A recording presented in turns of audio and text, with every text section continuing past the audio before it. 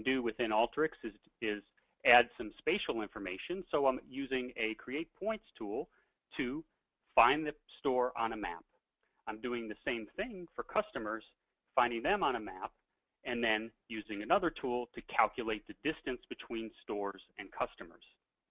Now, why do I want to do that? Well, because again, we're using a predictive tool here, and we want that as an input into a prediction.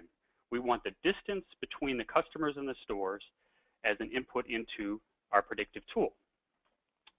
How can that be used? Well, in this particular example, a store, say Walmart, has sent out an email with a link, and the customers have clicked on the link and they've responded to that marketing event.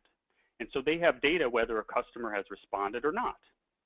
Well, they also have data that indicates their transactions, how much they've spent, the number of transactions, the total number of transactions, and how much they've spent in total. Well, we can feed that information into a predictive tool and determine whether how much someone spends, the number of transactions they have, and the distance between the customer and the store, whether that influences whether they respond to a marketing event. And to do that, we use a predictive tool. In this case, it's a logistic regression model, but no R coding required. This model is built right into Alteryx. All you have to do is select the target variable. In this case, is the responder field. That is the yes or no question that tells whether the customer responded to that email or not. And then we say the predictor variables.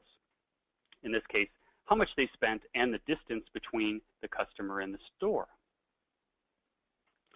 So that's useful because we can create this logistic regression or predictive model and then feed in more data, say in another month, and predict whether